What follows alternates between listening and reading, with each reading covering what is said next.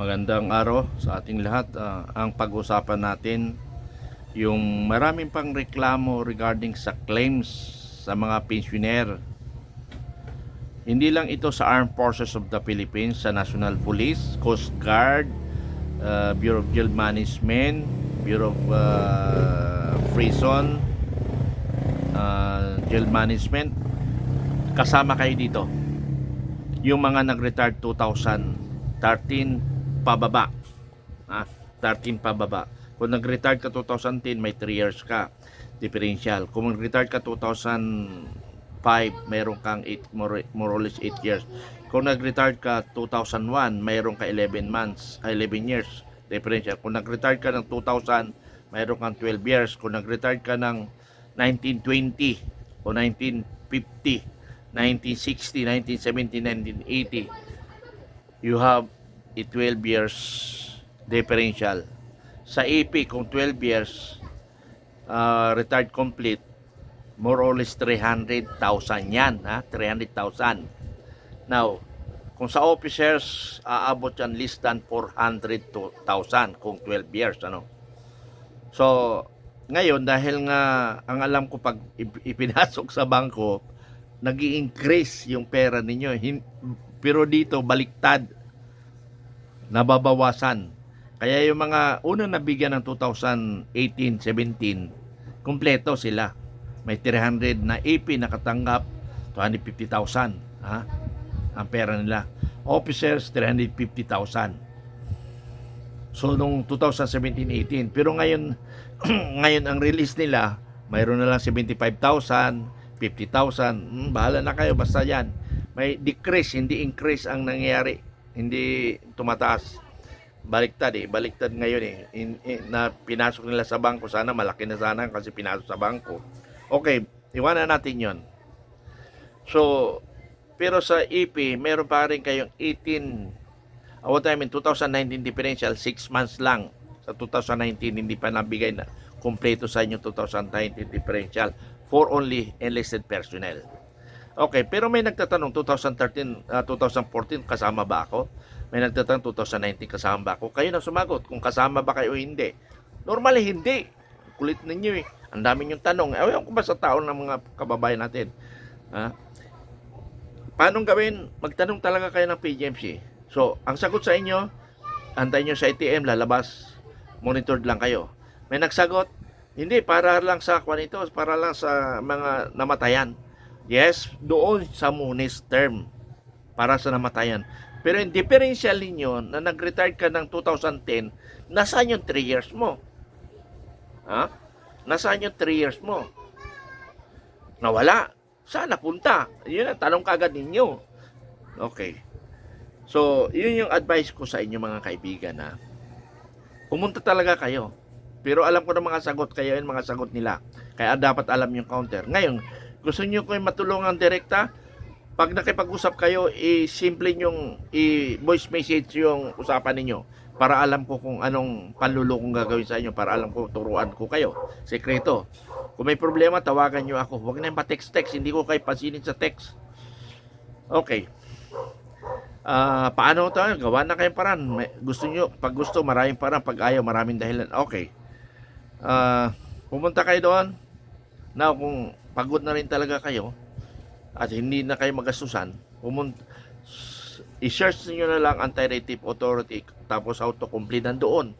Magpaturo kayo sa marunong sa pagkuha ng paano magreklamo sa online. Now, kung online hearing na kayo, kung online hearing na kayo mga kaibigan, kailangan meron kang katabi na mas marunong. Marunong sa internet at saka marunong sumagot. Huwag kayong makipagharap kung patanga-tanga kayo. Diretsahan na lang ako kasi nakapapagod na rin ako lecture eh. Siguro may karapatan na ako magsalita dahil hindi nyo nga ako binabayaran, pero ini-stress nyo naman ako sa kakakulitan ninyo. Pasalamat na lang ako yun, nagbibigay sa akin. Kaya lang, siguro kung itutal ko sa natutulungan ko, wala pa sa 1% na ang nakatulong sa akin. Pero hindi ko ininda yan kasi ang layunin ko is makatulong.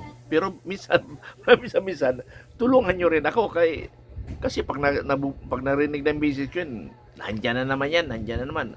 So, alam mo naman, ang misis pag nagsalita, baw tayo kagad lahat. Okay, balik tayo. Diretsahin ko kayong salita. Kung patanga-tanga kayo, manahimik na lang kayo. Dahil hindi mangyayari yung gusto nyo. Kaya nga nababasa ko dyan sa group chat natin. Nababasa ko, puro stress. Walang nangyari. Kasi patanga-tanga nga kayo. Pupunta ka na, hindi mo alam ang gagawin mo. Pag sinabi sa'yo, ay wala na, mangantay na lang kayo, uwi ka kagad. Paano yung 1,000 mong gastos? Pag galing mo ng Mindanao, pumunta dito sa sa Luzon, tapos ang sagot lang sa'yo, antay lang kayo. Putang ina. Di ba katangahan nyo kung magpapagod lang kayo? Hindi. Dapat ma'am, dapat search, ituro nyo yung tama. Ganon. Kung ayaw nyo, hindi ako uwi dito lang ako matutulog. Ganon ang sagot, dito ako matutulog. Para yung G1, pumunta dito, ano problema? Para ang Provost Marshal, pumunta, di ba? Nagreklamo kami. Marami kami, sinadya ko alas 3. Bakit alas 3? Dahil mabibigla sila. Ayaw namin umalis. So kung gagawa sila ng policy, aabuti pa ng 5 oras yung bago sila matapos yung policy nila na pwede palayasin kayo. So yun, sinadya ko yun. Kaya nung alas 3 kami nag-ipon-ipon doon, mga moron siguro mga 50 kami. Pumunta ang private na inutusan, pero mga MP nandiyan, mga senior. Sabi niya, sir, pwede bang maimbitahan ako sa Provost Marshal? For what? Bakit niyo ako imbitahan sa Provost Marshal? Anong violation ko? Hindi masagot ng private. Gago rin yung office yan eh. Uutos-utos siya eh. Natakot rin yung official pumunta, kaya nag-utos sa private eh. Di napaya tuloy sila. Sabi mo kako sa official mo, siyang pumunta dito. Ha? As long I did not violate the policy camp, wala akong kasalanan. Tumawag yata Provost Marshal, sabi sa PGMC, kausapin nyo na yan kasi hindi alam niya yung ginagawa niya eh. Mapapaya lang tayo. Ayun, napilitan kami kausapin, pinakyat kami. Kasi hindi nila kami pwedeng paalisin. Pwede nila kami palayasin doon pagdating ng alas 10 kasi top hours tayo. Mayroon na talagang SOP. Pero during the time, 10 p.m., before 10 p.m., hindi nila kami basta mapalayas doon. Because that is military camp. Na hindi naman open public yan. Diyan nga natutulog yung mga transient natin eh. Di transient rin kami. Ha? So, ganun lang yan. Mag-isip tayo ng paano natin i-counter na legal. Kaya kayo, pumili kayo sa dalawa. Gusto niyo mamatay na hindi lumalaban o mamatay kayong lumalaban? At saka huwag kayong patanga-tanga. Pag tanga kayo, magpasama kayo. Ganun lang yun. Para hindi kayo magastusan. Halimbawa, papunta ng Manila, may mga kakilala kayo. Tawagan yung tulungan. Or tawagan nyo ako. Gasto niya na lang ako ng pamasahe. Ganun lang yun. Pero, hindi ibig sabihin na ako makipag-away dyan. Hindi. Ako ang kasuhan nila. Kasi hindi ko problema yan eh. I-assist ko lang kayo kung ano lang tama. At saka marami kayong imposible wala kayong kakilala dito. Magpaturo kayo. Okay? So,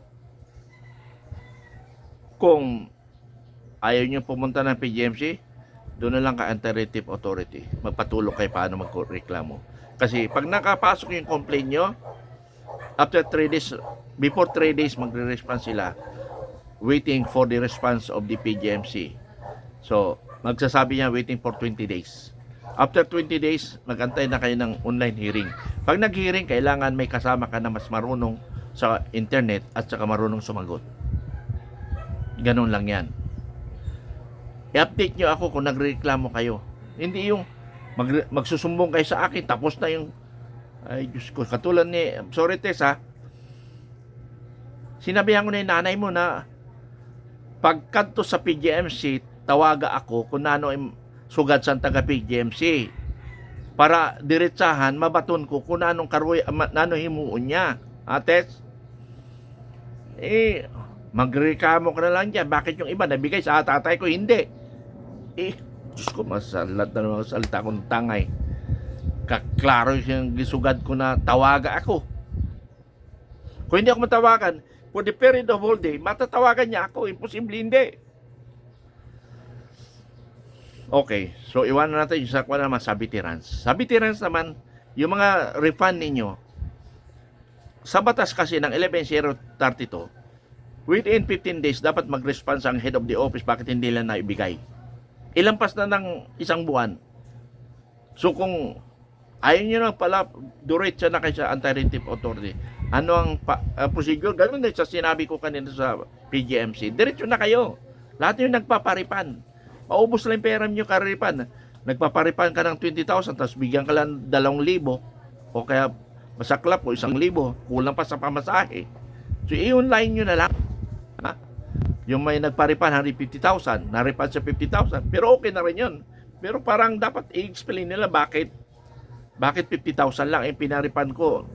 Kasi ang policy na based sa nalaman ko, ang kaya nilang i-refund hanggang 150,000 lang. Kung nag-bill ka ng 1 million, hanggang 150,000 sila. At least clear. Yun, ganun.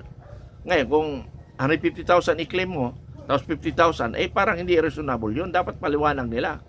Kasi kaya nilang magbigay ng 150,000 in one pasyente. So, ganoon din ang reklamo niyo. Magreklamo na kayo sa anti-retive authority. Kasi nga, pagod na rin kayo kapapalo up dyan sa akin, pag ako nag-refund dyan at pag ako, bubul outing ko na lang sila. Kasi matatanggap ko lang naman 2,000. Sa inyo na yung 2,000. Sabihin mo doon sa director. Kuminsan, doon mo yung director ng veterans. Pero hindi ko pa nakakausap kasi puro tago ng tago. Kung sino-sino na lang ang ipinaparap sa akin, di mura inabot nila sa akin. Bakit ako matakot magmura kung ako'y ginagago nila? Ganun lang yan kasimple. Lumaban kayo ng tama. Kayo mga na-hospital dyan sa veterans, bumili kayo ng gamot, bakit hindi kayo nagsalita? Bakit asan ang pera namin? Asan ang pera ng taong bayan? Bakit hindi nyo maibili? Paliwanag nyo. Pero yung nurse, yung doktor, walang alam yun. Ang dapat may alam doon, yung procurement. Alam ng procurement yun. O kaya yung director, ang nakakalam na yan. Yung doktor, nurse, walang kinalaman yun. Pero, sasabihin nyo sa doktor or nurse, sir or ma'am, pwede ba iparating yung reklamo ko? Kung hindi, i-social media ko, tawagan ko si Colonel Limitran. Ganun lang yun. May allergy na sila sa pangalan ko. Yung veterans, may allergy sila. Kaya lang, baka pag gamot yun, mayroon ng gamot na iba ng pang-Alzheimer. Kaya sabi na sa veterans ka medyo kinakabahan ako kasi baka ipakulong nila kasi sabi nila daw sa akin ano tawag nito, yung hindi pwede papasukin sa kampo. Ay Diyos ko, ayaw ko ba. Sabi ko nga sa inyo, mamamatay ako na lumalaban, ayaw kong mamatay na hindi lumalaban. Ganun lang kasimple mga kaibigan. So yun lang, ipinaparating ko sa inyo. Diretso na tayo sa anti-retive authority. Paano nyo gawin? I-guide ko kayo. Or pwede nyo ako i-invite on online hearing. Dahil ako ang magiging abogado nyo.